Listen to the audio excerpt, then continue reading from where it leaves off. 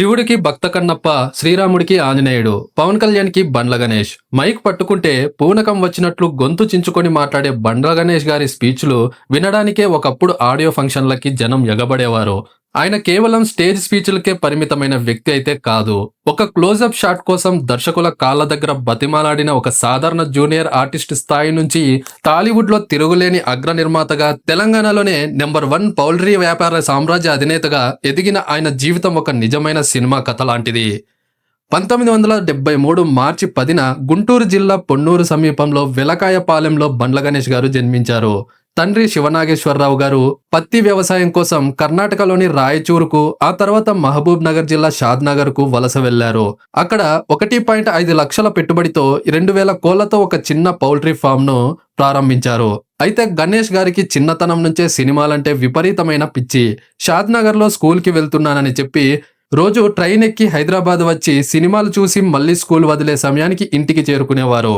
అయితే 10th class తర్వాత చదువు అస్సలు ఎక్కకపోవడంతో 1988లో సినిమా పిచ్చితో హైదరాబాద్ వచ్చి మధు ఫిలిం ఇన్స్టిట్యూట్ లో చేరారు. అక్కడ ఆయనతో పాటే హీరో శ్రీకాంత్, దర్శకుడు పూరి జగన్నాథ్ కూడా యాక్టింగ్ నేర్చుకునేవారు. ఇంటర్మీడియట్ ఫస్ట్ ఇయర్ లో అన్ని సబ్జెక్టులు ఫెయిల్ అవ్వడంతో ఇక సినిమాలే సర్వస్వం అనుకుని యూసఫ్ గూడలో రూమ్ తీసుకుని అవకాశాలు వేయటం మొదలు పెట్టారు. సురేష్ ప్రొడక్షన్స్ నిర్మించిన ప్రేమ ఖైదీ సినిమాలో జూనియర్ ఆర్టిస్ట్ గా ఆయనకు అవకాశం అయితే దక్కింది. షూటింగ్ పద్మాలయ స్టూడియోలో వందలాది మంది మధ్య జరుగుతూ ఉంటే కమీడియన్ అలీ గారిని సైకిల్ తో 3 రోజుల పాటు ఫాలో అయ్యి, సార్ డైరెక్టర్ గారికి చెప్పి నా మీద ఒక్క క్లోజప్ షాట్ అయినా తీయించండి, ఊర్లో పోయి గొప్పగా చెప్పుకుంటాను అని వేడుకున్నారు. గణేష్ గారి తాపత్రయాన్ని చూసిన దర్శకుడు ఈవీవి సత్యనారాయణ గారు ఒక పాటలో ఆయనకు క్లోజప్ షాట్ ఇచ్చారు. ఆ సినిమాకు రామానాయుడు గారు ఇచ్చిన 1150 రూపాయల పారితోషకాన్ని ఎంతో కాలం భద్రంగా దాచుకున్న గణేష్ గారు రామానాయుడు గారి క్రమశిక్షణను చూసి ప్రేరణ పొంది ఇంట్లో ఆయన ఫోటో పెట్టుకుని మరీ ఆరాధించేవారు. ఆ తర్వాత వజ్రం, చిన్నరాయుడు వంటి సినిమాలకు ప్రొడక్షన్ మేనేజర్ గా కూడా పనిచేశారు. ఇక 1996లో దర్శకుడు ఎస్వి కృష్ణారెడ్డి గారు వినోదం సినిమాతో బండ్ల గణేష్ ను కమేడియన్ గా పరిచయం చేశారు. ఆ తర్వాత సుస్వాగతం, మాస్టర్, సూర్యవంశం, నువ్వు నాకు నచ్చావు, అమ్మ నాన్న ఓ తమిళమ్మాయి, శివమణి, పోకిరి, సరిలేరు నీకెవ్వరు వంటి ఎన్నో హిట్ సినిమాల్లో నవ్వులు పూయించారు ఆయన. ముఖ్యంగా సుస్వాగతం సినిమా షూటింగ్ సమయంలోనే పవన్ కళ్యాణ్ తో ఏర్పడిన పరిచయం ఆ తర్వాత జీవితాంతం నిలిచే ఒక గొప్ప అభిమానంగా, భక్తిగా మారిపోయింది. పవన్ వ్యక్తిత్వం, మంచితనం చూసి ఆయనను తన దేవుడిగా భావించడం మొదలుపెట్టారు. నటుడుగానే ఆగిపోకుండా తన సోదరుడు శివబాబుతో కలిసి పరమేశ్వర ఆర్ట్ ప్రొడక్షన్స్ బ్యానర్ ను స్థాపించారు. రవితేజతో ఆంజనేయులు సినిమా తీసి నిర్మాతగా కూడా మారారు. ఆ తర్వాత పవన్ కళ్యాణ్ తో తీన్మార్ తీసినప్పటికీ పెద్దగా అది ఆడలేదు.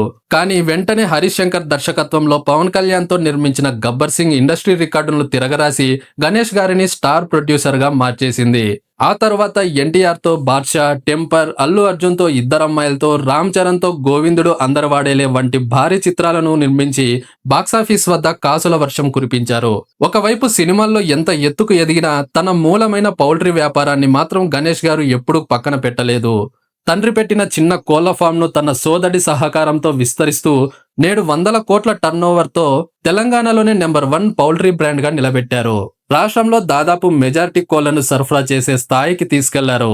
2018లో కొద్ది కాలం రాజకీయాల్లోకి వెళ్లి కాంగ్రెస్ పార్టీలో చేరిన ఆయన మీడియా ఇంటర్వ్యూలతో నిత్యం ట్రెండింగ్ లో నిలిచారు. ఇక కుటుంబ విషయానికి వస్తే తన మేనకోడలినే వివాహం చేసుకున్న బండ్ల గణేష్ గారికి 2 కుమారులు, 1 కుమార్తె ఉన్నారు. తన పెద్ద కుమారుడికి 100 కోట్ల విలువైన పౌల్ట్రీ వ్యాపార బాధ్యతలను అప్పగిస్తుండగా చిన్న కుమారుడిని ఇండస్ట్రీలో హీరోగా పరిచయం చేయబోతున్నారు. ఎన్ని కష్టాలొచ్చినా సినిమా ఇండస్ట్రీలోనే నిలబడతాడని గణేష్ గారు ఎంతో నమ్మకంగా చెబుతున్నారు. అలాగే రామానాయుడు గారిలాగే ఒక భారీ స్టూడియో నిర్మించాలనేది ఆయన చిరకాల కోరిక. ఒకప్పుడు ఒక క్లోజప్ షాట్ కోసం బతిమలాడిన స్థాయి నుంచి నేడు హీరోలను పెట్టి 100 కోట్ల బడ్జెట్ సినిమాలు తీసే స్థాయికి ఎదిగిన బండ్ల గణేష్ గారి ప్రస్థానం ప్రతి ఒక్కరికి ఒక గొప్ప ప్రేరణ లాంటిది. అయితే బండ్ల గణేష్ గారి ఈ బయోగ్రఫీ మీకు ఎలా అనిపించిందో కింద కామెంట్ సెక్షన్ లో తప్పకుండా తెలియజేయండి. వీడియో నచ్చితే లైక్ చేసి, ఛానల్ కి కొత్తగా వచ్చినట్లయితే దయచేసి ఛానల్ ను సబ్స్క్రైబ్ చేసుకోండి. మరో ఇంట్రెస్టింగ్ అప్డేట్ తో మళ్ళీ కలుద్దాం.